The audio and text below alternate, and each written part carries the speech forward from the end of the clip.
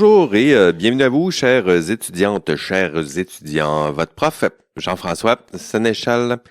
Comment ça va?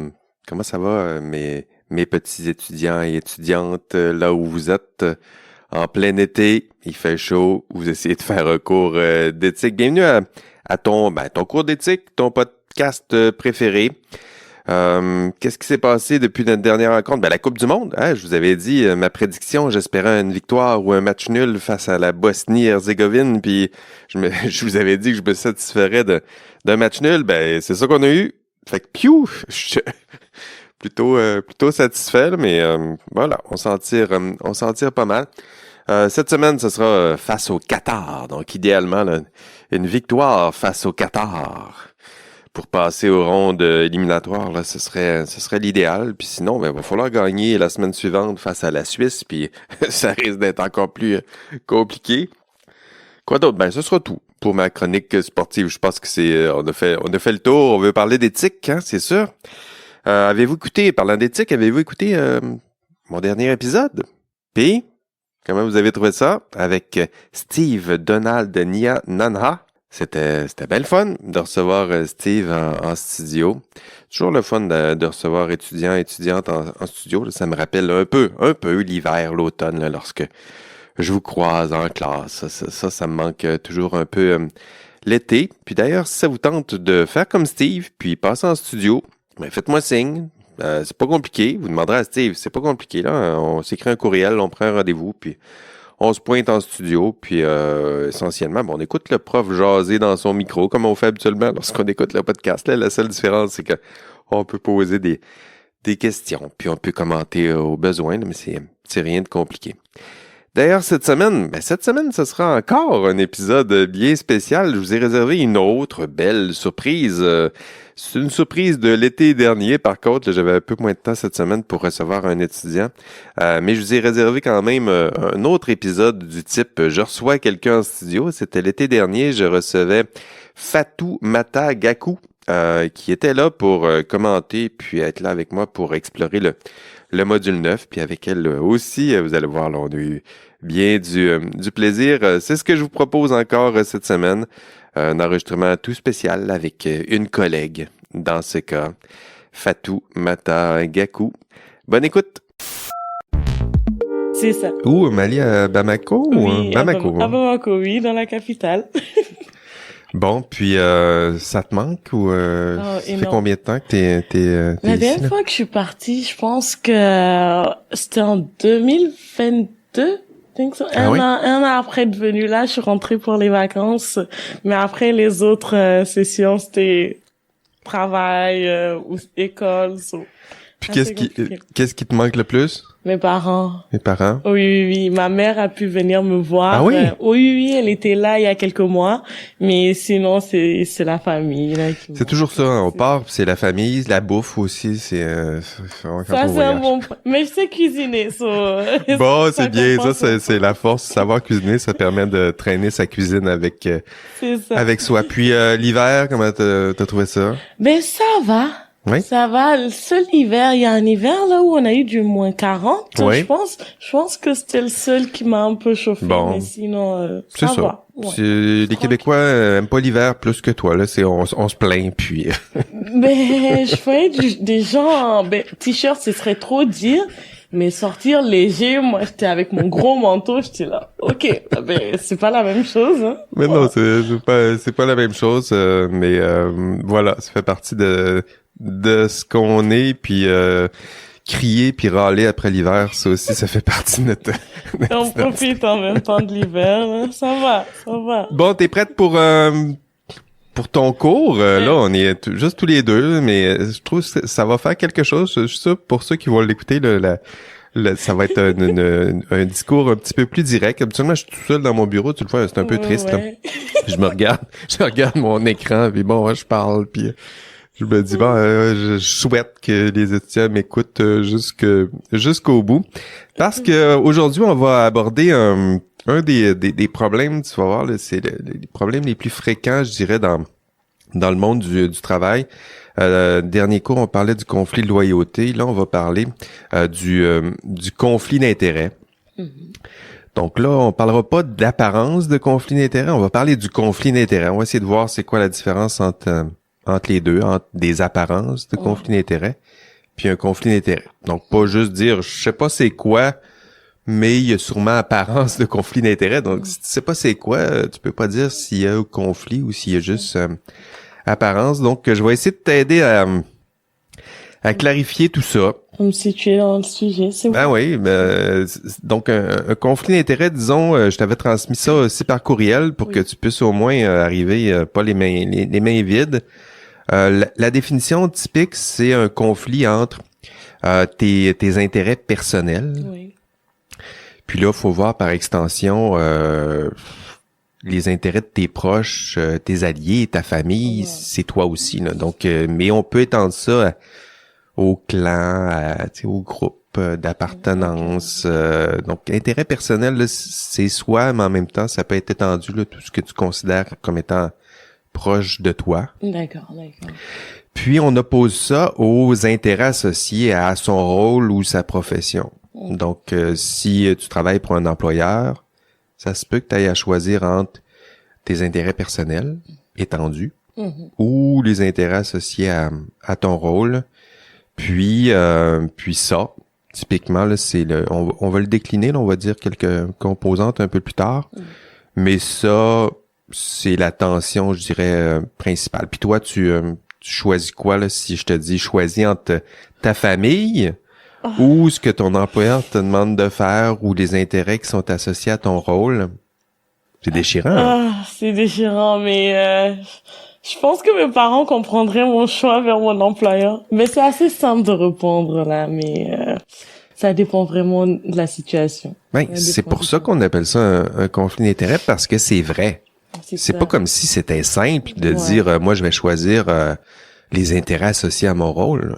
C'est difficile ce qu'on vous demande de faire, là. Donc de parler j'allais dire de parler dans un micro parce que je te voyais t'éloigner de ton micro.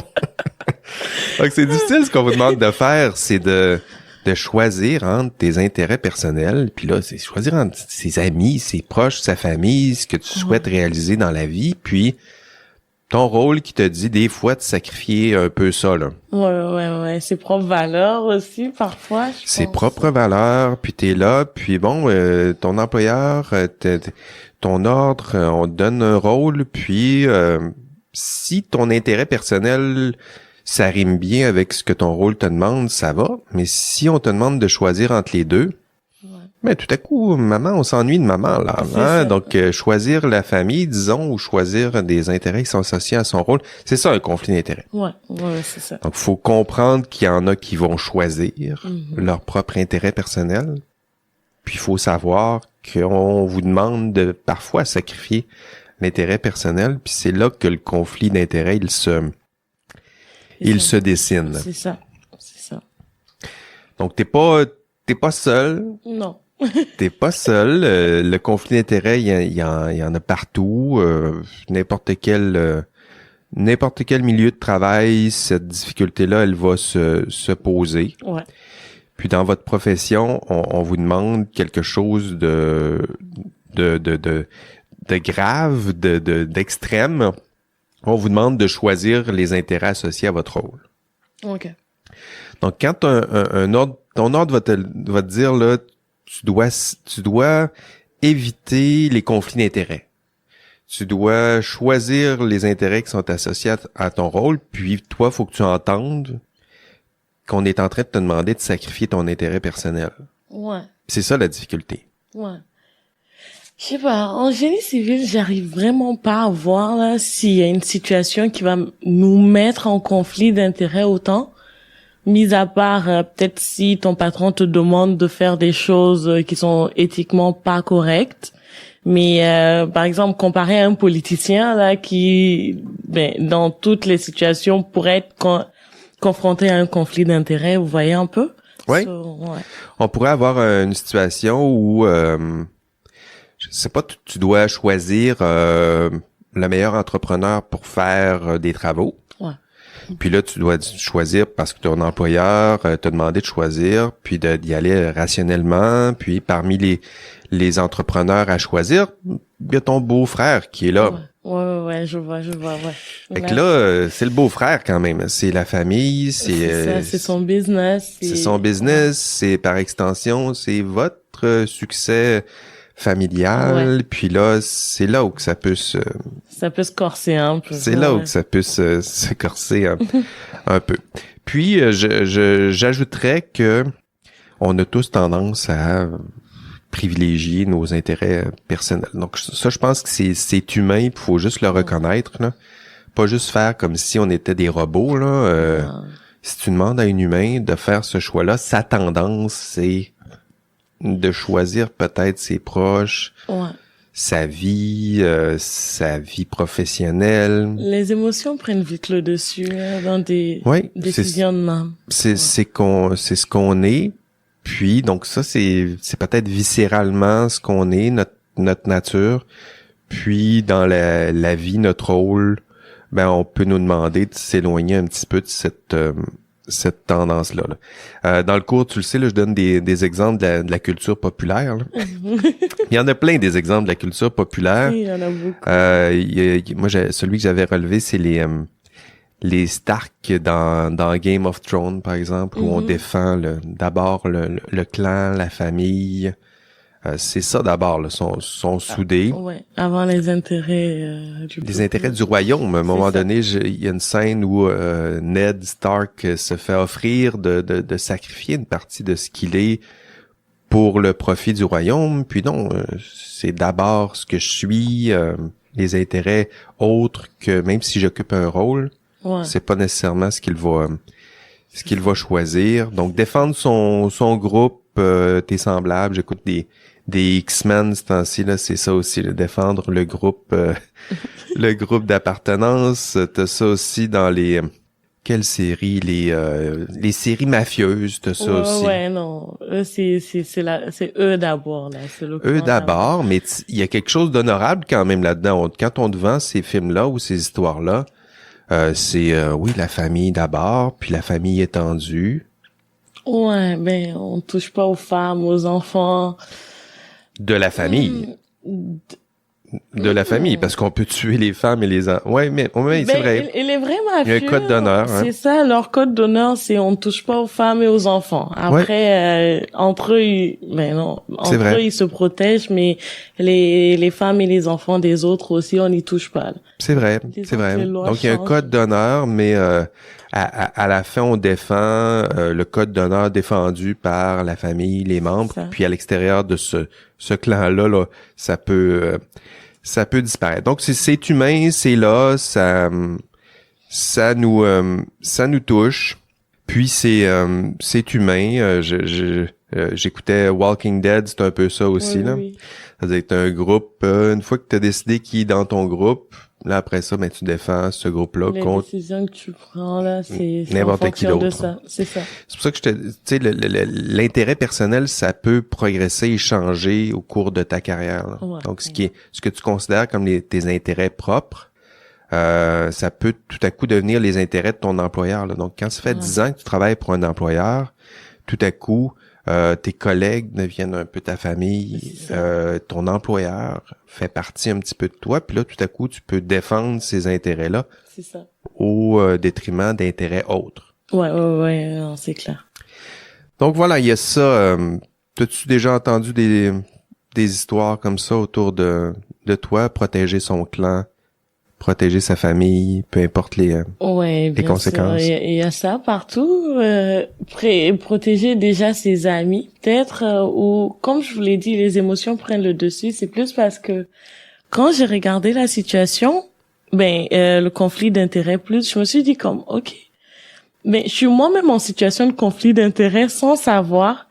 Vous savez que je suis responsable dans un restaurant et de ce fait, le restaurant a des règles, tout ça. Oui. Un employé qui prend un repas, il y a des réductions dessus, mais c'est pas gratuit. Ce sont des réductions qui s'appliquent. Mais j'ai un de mes collègues qui est quand même en situation très précaire et je le sais. C'est comme quand il commande à manger parfois, je le fais pas payer. Ben oui. Mais c'est humain, ça.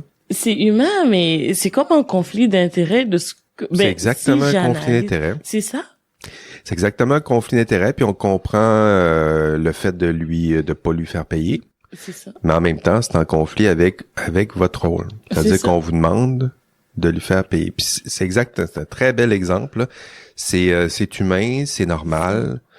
Situation précaire, même la moitié du prix, pour lui, c'est quelque chose d'important. Donc, il y a une espèce de compassion, fait partie de vos proches. Puis là, tout à coup, on fait des... Donc, ces situations-là se répètent. Ouais. Puis dans l'exercice de la profession, on le sait, on va vous demander d'éviter le conflit d'intérêts, mais vous allez voir que d'éviter tous les conflits d'intérêts, c'est compliqué, là. Donc, faut trouver des façons de le gérer. Puis donc, il y a ça là, quand vous allez lire votre code de déontologie, si on vous demande d'éviter le conflit d'intérêts ou de choisir, il y a le mot désintéressement là. OK. Ils vont parler de désintéressement. C'est ça que ça veut dire, là. Le désintéressement, ça veut pas dire que ça vous intéresse pas, là. Ça veut dire qu'il faut s'éloigner de ses propres intérêts personnels ou sacrifier. D'accord. Puis il faut voir la hauteur du geste. Ça sera pas simple. Non, pas du tout. Puis vous devez vous mettre ou choisir des contextes de travail où ça vous simplifiera un petit peu la vie, là, mais vous devez en tout cas être aux aguets. Ça sera pas simple de toujours faire ce choix-là. Là. Non, pas évident. Pas évident. OK. Donc, un geste difficile. Dans votre ordre professionnel, c'est choisir la protection du public. Choisir de sacrifier son intérêt personnel. Puis j'aime bien le reformuler comme ça, là. Le conflit d'intérêt, c'est sacrifier son intérêt personnel pour que vous voyez la hauteur de la difficulté. Ouais, la hauteur de la chose. Donc, voilà, c'est un geste surhumain, presque super-héroïque.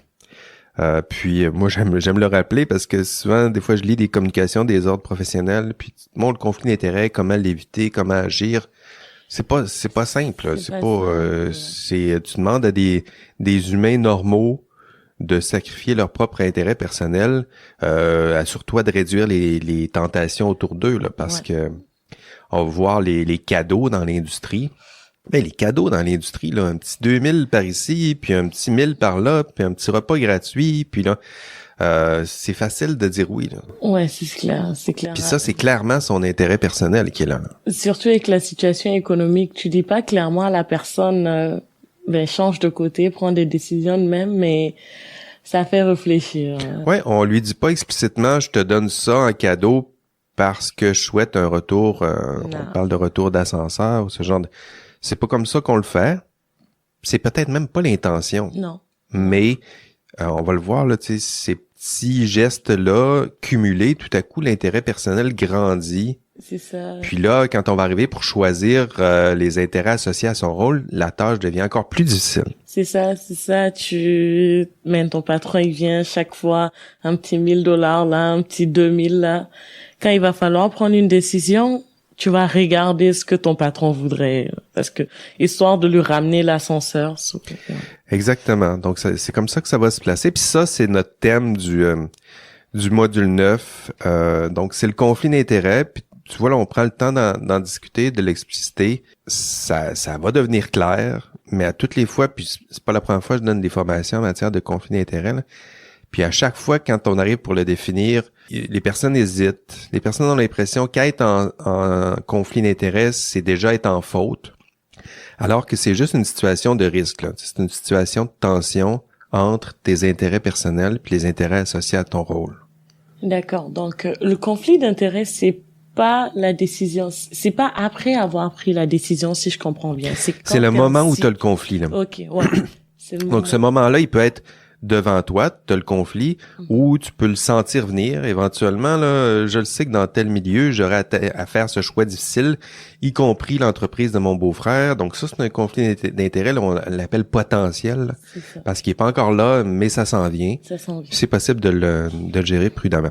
Je vais prendre une bonne gorgée de ce café glacé. Vous allez entendre ce bruit-là, là. C'est ça, café glacé. Donc, tout de suite en arrivant, tu m'as donné un cadeau.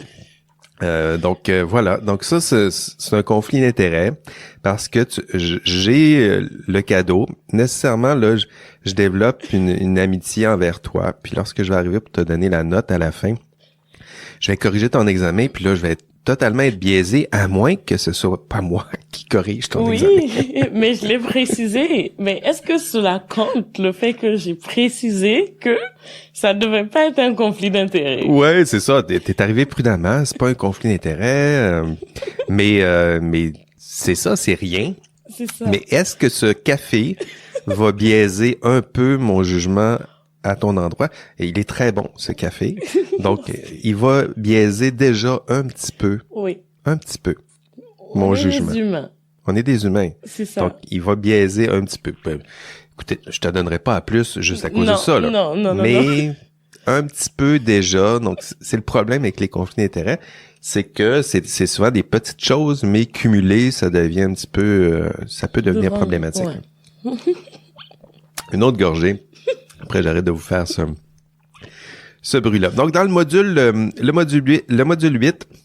9. OK. Le module 9, deux objectifs dans ce module. Être capable de reconnaître le conflit d'intérêt. Donc, pour reconnaître un conflit d'intérêt, il faut avoir une définition un peu plus claire en tête, là. Sinon on sait pas exactement c'est quoi. Puis si on sait pas exactement c'est quoi, on va dire qu'il y a apparence de conflit. Il y en a plusieurs, c'est ça, là. Tu sais, ils savent pas exactement c'est quoi. Ils savent qu'il y a quelque chose de louche, là, ou de problématique, puis ils vont dire il y a apparence de conflit d'intérêt. Mais moi, je préfère le dire, c'est quoi un conflit d'intérêt. Puis une fois qu'on l'a vu, on peut dire s'il y a ou non conflit d'intérêt. Si oui, on le gère. Puis sinon, on dira qu'il n'y avait qu'apparence de conflit d'intérêt, puis voici la démonstration. Okay. Puis la démonstration, c'est de dire, j'ai une définition de conflit d'intérêt, puis la situation ne correspond pas à cette définition-là. OK. Donc c'est comme ça. On dira pas, on prétextera pas qu'il y a apparence, on va être un petit peu plus rigoureux intellectuellement, on va se donner une définition. La définition que je propose, c'est celle de Michael Davis. Michael Davis propose 3 composantes pour qu'il y ait un conflit d'intérêt. La première composante, il nous dit qu'il doit y avoir jugement. Donc, c'est-à-dire que le cœur du conflit d'intérêt, c'est une personne qui tente de juger. OK. J'en ai parlé un peu plus tôt dans le cours, là. Je vous ai expliqué c'était quoi un jugement, là. C'est quelqu'un qui tente quelque chose de difficile, c'est décider si quelque chose est vrai, quelque chose est juste, Donner son avis sur... Donner son avis sur... Ouais, mais moi, je pense que sur telle ou telle étude, je pense que celle-là est plus valable. Sur tel endroit où on devrait construire, là ou là. Donc, j'essaye de me prononcer sur ce qui est vrai, sur ce qui est bon, sur ce qui est juste. Donc, c'est ça le jugement. OK. Puisque Davis va nous dire, c'est ça qui est au cœur du conflit d'intérêt.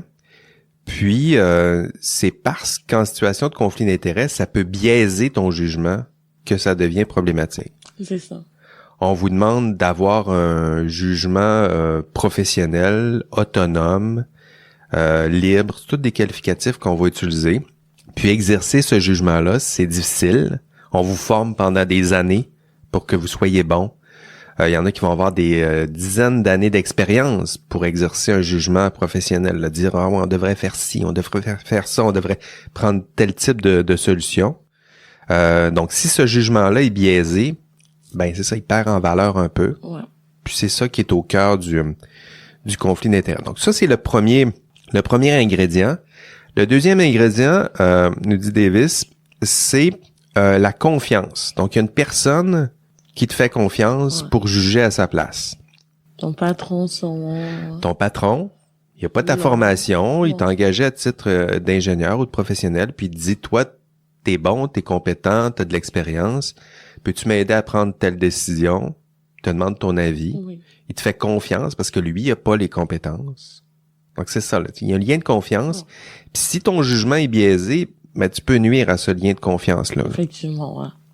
Donc ça, c'est le deuxième critère. Puis le troisième, c'est l'intérêt. Donc c'est un conflit d'intérêt, c'est pas une grosse surprise, là. C'est qu'il y a un intérêt. Là, ici, on revient à la définition plus classique. Il y a un intérêt personnel. Et cet intérêt peut biaiser ton jugement, peut vicier ton jugement, peut influencer ton jugement. On va le dire comme on peut, là. Mais somme toute, il y a une personne qui te fait confiance pour exercer un jugement à sa place. Ça, c'est le premier critère. Le deuxième critère, t'exerces ton jugement, un jugement professionnel, qu'on soit compétent, expérimenté. Puis toi, t'as un intérêt. La chose qui crée le conflit. La chose qui influence ton jugement. Okay, je pense que c'est comme ça qu'on doit le formuler, là. Il y a quelque chose. Il y a ce petit café-là reçu qui influence un petit peu mon jugement. Donc, c'est pas... mais si tu m'avais donné 2000 $ puis je l'avais accepté, on comprend que le A+, là, ça se peut que ça pointe dans cette direction-là. Là. C'est différent des cafés. Bon, c'est différent des cafés. Puis moi, on me demande de refuser tous les cadeaux.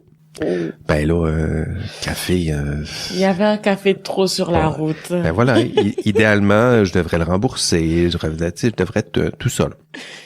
Mais ça, mais faut pas virer fou, là. Je pense que si on comprend l'essence du conflit d'intérêts, on vire pas fou avec ça, là. Non, c'est ça. Si on comprend pas, là, on refuse tout, là. C'est-à-dire que là, on refuse tous les cadeaux en disant, mon Dieu, je dois dire non à tout, là. Et j'étais allé voir mon client, il m'a donné un crayon pour que je signe un papier. Je suis parti avec le crayon, c'est un cadeau. Écoutez, capote-ton pas. Le but, c'est que ça influence pas les décisions que tu auras à prendre.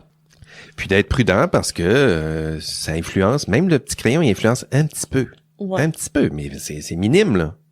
Mais si on est logique, chaque petit cadeau influence un peu. C'est ça. C'est indépendant de notre volonté, je pense, à ce stade. Oui, parce qu'on se dit, ben moi, je suis rationnel, je suis capable de recevoir des cadeaux puis que ça influence pas mon jugement. Non. Mais ouais, non. T'es humain. Si tu cumules des cadeaux, si à force on enregistre tous les 3 jours ensemble, tu me payes mon café, éventuellement, là, c'est juste un café, mais là, cumulé tout à coup. Ça crée un lien, déjà, entre nous, là, que ce soit un lien d'amitié, tout ça, ou de considération, mais là... Puis se développe, là. C'est ça. Donc, puis tranquille, au début, ça influence un petit peu mon jugement. Puis, une fois cumulé, mais ça se peut que si ça fait 2 ans que tu te fais payer des restos par le même client, ben, c'est toujours des petits restos. On va juste ensemble prendre un petit café. Ouais, mais... les intérêts du client commencent à dominer. Tout à coup, les intérêts du client deviennent tes propres intérêts. Puis donc, ça peut troubler ton rôle. Puis surtout, ça peut influencer la qualité de ton jugement. Ouais. Si éventuellement, tu dois prendre une décision difficile, puis ce client-là est impliqué, encore une fois, là, ça peut... Tu réfléchis 2 fois. Donc, 3 ingrédients pour reconnaître un conflit d'intérêt. Donc, si je te demande, est-ce qu'il y a conflit d'intérêt, tu dois regarder s'il y a les 3 ingrédients. Est-ce que je te décris une situation? Est-ce que, comme là, le café. Ouais. Est-ce que moi, là, je suis en situation de conflit d'intérêt? Rapport avec peut-être les lois, les règlements d'école ou de votre ordre? Moi, ici, ça serait juste mon rôle. Ouais. C'est-à-dire que moi, on me demande dans mon rôle de juger équitablement et justement mes étudiants. Ouais.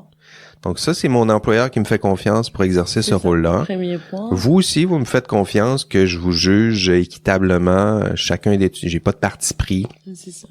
Donc on me fait confiance. Donc ça, c'est le premier ingrédient. J'exerce mon jugement à chaque fois que je vous note, à chaque fois que je lis ce que vous avez écrit, je vous donne une note. Donc ça, c'est quand même, c'est l'exercice du jugement. Puis, est-ce qu'il y a un intérêt qui influence mon jugement? Ben là, ici, il y a un petit café. Mais désolé, là, ça influencera pas beaucoup mon jugement. Non, c'est pas le but. Mais faut reconnaître que si c'est un petit peu, un petit intérêt. Puis si je cumule ça, ben à un moment donné, ça se peut que ça influence un peu plus mon jugement. Je pense que c'est pour ça que c'est important de le clarifier. Là. Ça va permettre de voir le conflit d'intérêts comme quelque chose où on se promène dans les zones de gris, là. Donc, ça peut être, si on me donne un cadeau de 2000 $, ça se peut que là, ça influence carrément mon jugement, puis là, va falloir gérer ça prudemment, là. Okay. Donc, ça, c'est dans le gris foncé, là. Ouais. Puis, le petit café est dans le gris presque blanc, là. C'est blanc. C'est blanc. C'est blanc. Donc, vous allez voir, dans l'enregistrement de cours, je vous parle de ça. Je vous parle aussi des pistes de gestion parce que ça, c'est la deuxième chose qu'on doit faire. C'est qu'une fois ça fait partie des objectifs de module, c'est une fois qu'on a identifié le conflit d'intérêts, avec une définition. Après ça, faut le gérer. Comment on fait pour le gérer? Mais il y a plusieurs pistes de solutions. Puis, souvent, les étudiants sont super bons. Je le fais avec eux en classe, là. Ils ont de la difficulté à le définir. Ils savent pas. Mais une fois qu'on a donné la définition, là, après ça, je leur donne des situations, puis ils savent quoi faire. Se retrouve. C'est comme si on avait de la difficulté à reconnaître le fait que notre jugement peut être un peu influencé des fois par nos propres intérêts personnels. Puis une fois qu'on a reconnu que c'est possible, après ça, les gérer, c'est facile, là. Mais je pense que ça, c'est naturel chez nous, les humains, de toujours se dire, ouais, si j'étais dans cette situation, je ferais pas ça. Oui. Oui, Mais c'est ça. Une fois dans la situation, c'est différent. Oui, c'est ça. Ça fait partie de d'autres de nos biais, là, c'est-à-dire qu'on a l'impression qu'on est moins sujet à certains risques qu'on reconnaît pourtant aux autres. Ouais. Donc, quand je suis dans l'auto, je sais qu'il y a un risque à texter, mais moi, je me dis, moi, je suis quand même bon conducteur, je suis capable de faire ça vite. Ça. Mais je suis aussi à risque les autres. Comme les autres, c'est Donc, ça. ça fait partie des risques éthiques plus généraux. On va reconnaître, puis là, je vous parle de risques. Ouais. Puis là, vous allez reconnaître que ça existe. C'est vrai que les autres peuvent être influencés un peu par ce genre de cadeau-là, mais pas moi. Ouais. Moi, je suis rationnel, je suis un peu au-dessus de... Ben, ça, c'est un autre des dangers, là, se penser, se surestimer un peu ses capacités à pas voir son jugement biaisé par ce genre de petits... À pas se laisser, pas compromettre, mais... influencer. Influencer, c'est ça, à pas se laisser influencer. Oui, c'est ça. Donc, on le sait, on est humain dans ce genre de situation-là. De façon générale, on a tendance à privilégier notre propre intérêt. Si en plus on fait grandir cet intérêt-là, puis l'étendre, l'intérêt personnel au clan, à d'autres, on ajoute, mais tranquillement, il restera plus grand-chose des intérêts associés à son rôle, là. Ben, plus on grandit, je pense, plus on étend notre intérêt personnel. Ça part de la famille aux amis, ça part des amis à certaines connaissances. Oui, ils sont vraiment gentils et... Oui, puis ça peut s'étendre, ça peut changer, ça peut grandir. Je donnais l'exemple du travail. Ben, au début, le travail, c'est le travail, puis on peut se voir une certaine distance entre moi et mon travail. Mais quand tu fais 15 ans qu'on travaille à un endroit, tout à coup... ton patron devient un ami, ton employeur, ton emploi, ça fait partie un petit peu de toi. Donc, contredire tes collègues, c'est te contredire toi.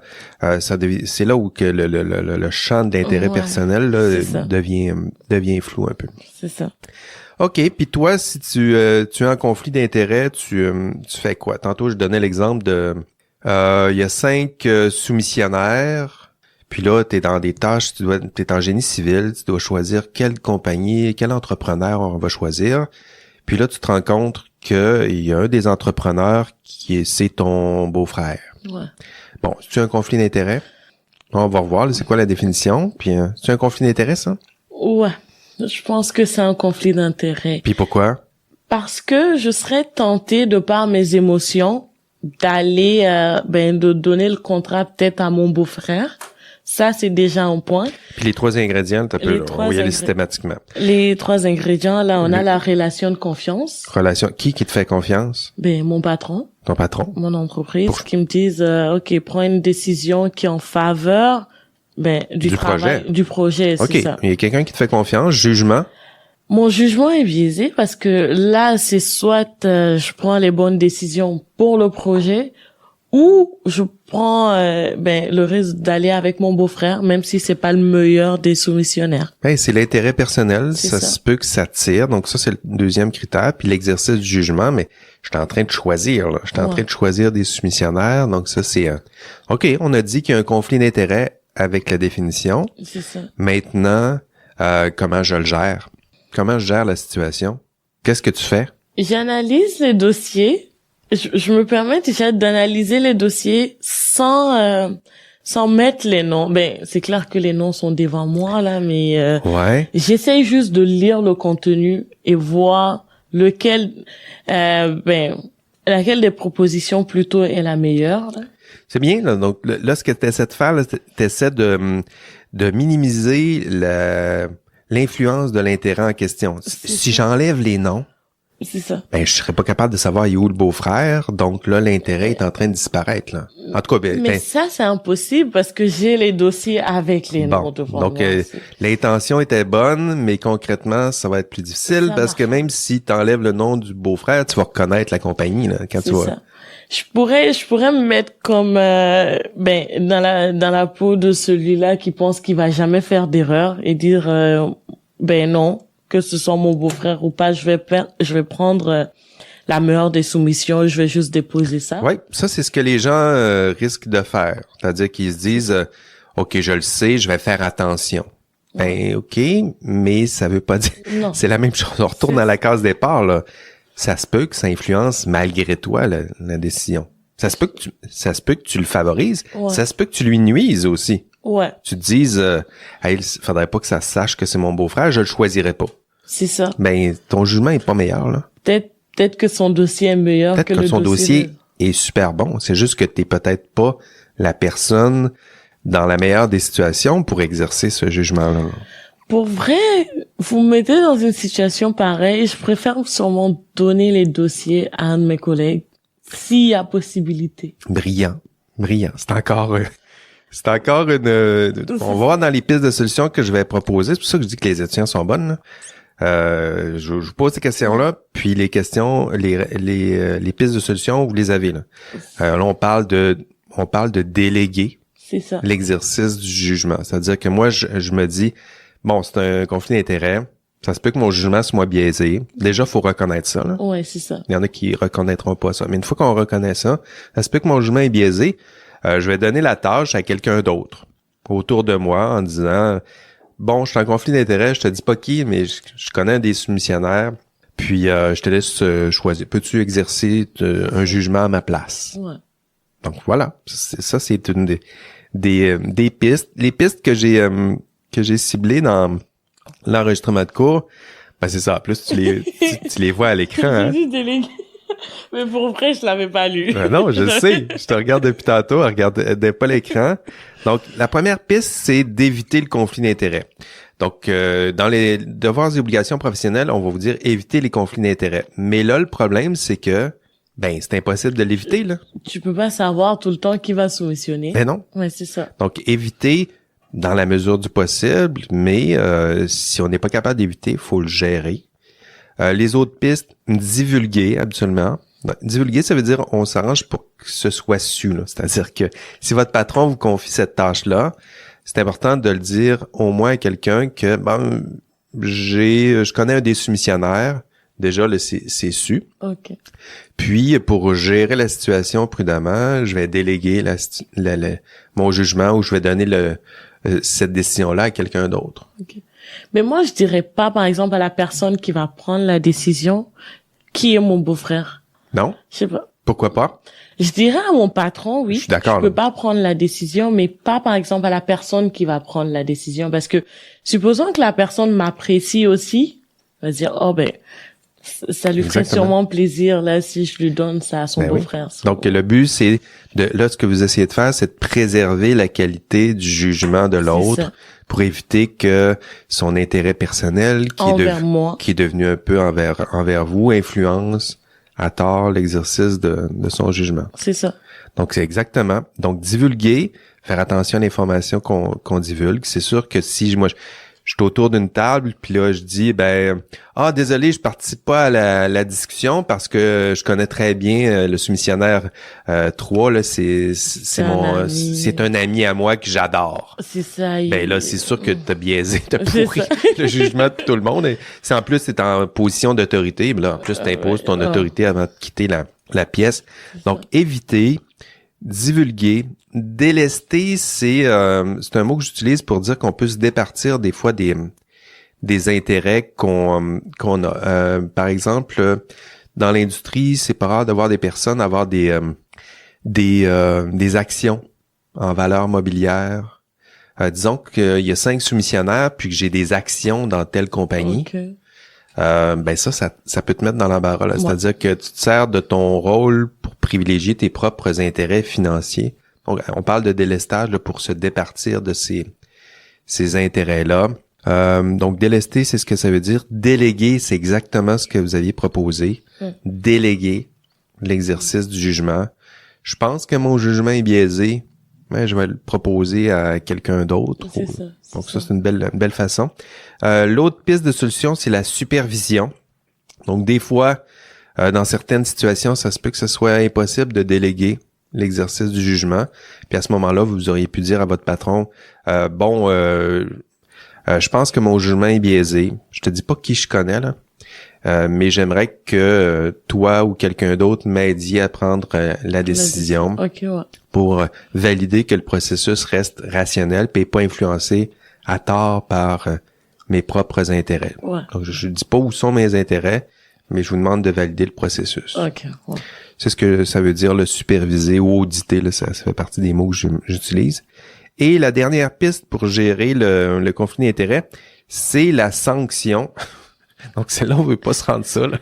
C'est quand on se rend compte que la sanction, ça arrive. Hein. Pour des conflits d'intérêts, il y en a qui se font sanctionner, mais lorsqu'on se fait sanctionner pour un conflit d'intérêts, c'est souvent a posteriori, lorsqu'il y a eu une mauvaise décision, puis qu'on se rend compte que à rebours, là, t'as choisi le soumissionnaire 5, puis là, à rebours, on se rend compte que tu l'as choisi parce que c'était ton beau-frère. Puis parce que c'était ton beau-frère, il pourrait avoir le soumissionnaire 1 qui se plaint en disant « Moi, j'ai perdu tel contrat. C'était un contrat d'1 million. Ouais. Je l'ai perdu parce que cette personne-là a choisi son beau-frère. C'est injuste. » Puis il vous poursuit. Puis là, ça vient a posteriori. Puis là, fait que là, on regarde la décision. Puis on va vous sanctionner parce que vous avez choisi ou privilégié cette personne-là. Donc, c'est après coup, là. Vous avez commis une faute parce que vous étiez en conflit d'intérêts. Donc, ça peut arriver dans l'appareil public. Si vous travaillez pour un ministère quelconque, on vous demande d'être le plus objectif possible, que toutes vos décisions servent le public. Puis, si après coup, on se rend compte que vous vous êtes servi de votre rôle pour servir vos propres intérêts personnels, là, on vous sanctionne. Là, on va vous sanctionner. Puis la sanction va arriver dans cet ordre-là, là, c'est-à-dire qu'on vous sanctionne, puis on vous sanctionne parce que vous avez fraudé, ou vous avez détourné de l'argent, ou vous avez mal exercé votre rôle. Oui. Puis là, on va revenir à rebours. On va dire que cette personne-là a commis une faute. Il faut être capable de le démontrer. Puis elle a commis cette faute-là. Puis en plus, elle était en conflit d'intérêts. Donc là, ça devient un facteur aggravant. C'est-à-dire qu'elle n'a pas juste commis une faute. Elle a commis une faute pour privilégier ses intérêts personnels. Donc, elle savait qu'elle était en faute. C'est comme... Elle savait qu'elle était en faute. Elle n'a pas commis une faute par erreur. Elle n'a pas commis une faute par méconnaissance de la règle. Elle l'a fait intentionnellement pour servir ses intérêts personnels. Non. On pourrait dire que c'est pas un manquement, mais c'est une faute volontaire, en fait. C'est pas involontaire, c'est volontaire, là. Oui, c'est-à-dire que ça devient comme ça, mais c'est souvent dans cet ordre-là. Là. Il y a une faute qui est commise. S'il n'y a pas de faute qui est commise, si on s'en rend pas compte, le conflit d'intérêts, il sera jamais sanctionné. Là. C'est ça. Mais c'est à rebours. S'il y a une faute, si vous avez commis un crime, disons, vous travaillez dans un institut, vous faites dévier de l'argent, puis là, dans un compte personnel, là, il y a une faute, là. Puis cette faute-là, on va la sanctionner, puis en plus, on va ajouter comme facteur aggravant. T'as pas juste commis une faute là, bêtement, là. T'as fait ça pour servir tes intérêts personnels, alors qu'on te demande de servir d'autres intérêts. Donc, la sanction, c'est dans cet ordre-là. Puis, typiquement, si vous êtes capable de reconnaître un conflit d'intérêts, puis de le gérer prudemment, il y a personne qui va se rendre là. Ouais. Non, là, je lis bien solution préventive et correctrice. Là, c'est comme éviter, c'est avant le conflit. C'est avant de se mettre dans la situation, sûrement. Oui.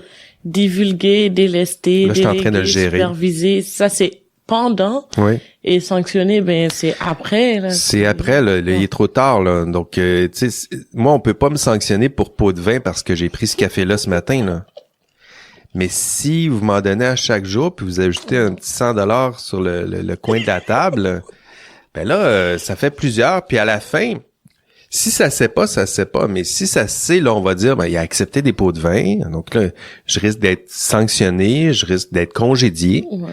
Puis en plus, il a fait ça par propre intérêt personnel. Là. C'est là où ça devient. Il a fait ça pour s'enrichir personnellement, alors qu'on lui a confié lui a confié un rôle. Là. Est-ce que moi, dans ce cas, je suis en conflit d'intérêt? C'est vous qui l'êtes? C'est vous que vous êtes en train de me placer en conflit d'intérêt. Là. Mais moi, je le suis pas techniquement. Non. Ouais, Vous m'avez juste donné un cadeau. C'est pour ça que donner des petits cadeaux, ça fait pas de mal à celui qui donne. Là. Ouais. Des fois, c'est celui qui le reçoit là qui. Si on vous offre de payer pour un dîner, pourquoi payer la facture chacun de votre côté? C'est pas un rendez-vous galant. Là, c'est pas. Ça. Mais non, chacun paye. C'est du boulot, donc on paye chacun nos choses. Puis si vous l'acceptez parce que vous l'avez oublié, essayez de pas accepter le prochain ou juste expliquer à l'autre. Ouais, non, mais ça pourrait avoir l'air drôle. Puis on essaie de justifier comme ça là, si la personne n'est pas capable de comprendre. Non merci, mais non merci. Puis moi je dirais que un collègue veut à chaque fois payer là, ce sera il paye le premier repas, je vais payer le deuxième. Ça peut être ça. Ouais, c'est ça. Ah merci. Non, t'as payé le dernier là, c'est moi cette semaine. Puis comme ça, on démontre que c'est équitable. Il y aurait pas peut-être une certaine redevance, je pense. Ouais.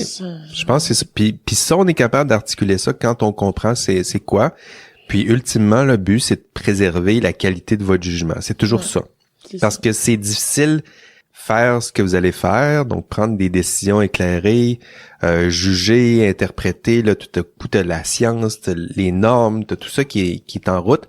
Puis si on ajoute vos intérêts personnels dans le lot, ça se peut que ça influence un peu, ça influence déjà votre jugement. Et si on fait grandir ça se peut que ça influence à tort votre jugement. C'est ça. Donc c'est ça le module 9, Fatoumata. T'as compris? J'ai tout compris, là. T'as tout compris, hein? Ouais, j'ai tout compris. je suis capable de voir des conflits d'intérêts de loin maintenant. Ouais, bon, c'est ça. Donc, les objectifs, c'est de définir le conflit d'intérêts. Donc, pour le définir, t'as une définition, c'est un petit peu la tension, donc les intérêts personnels, les intérêts associés à son rôle, les 3 ingrédients, donc jugement, intérêt, confiance. C'est ça. Mais mis à part la définition, je pense que si je me rappelle pas de la définition, je prendrais chaque situation et je verrais si j'ai ces 3 points. Oui, tu vas les retrouver. Donc une fois qu'on les connaît, là, on sait un petit peu à quoi ça. Mais c'est ça, c'est le réflexe que je veux que vous développiez, c'est si je vous propose une situation, pas que vous vous dites je suis en conflit d'intérêt, dans votre tête, il faut que ça soit est-ce que ça correspond à la définition du conflit d'intérêt?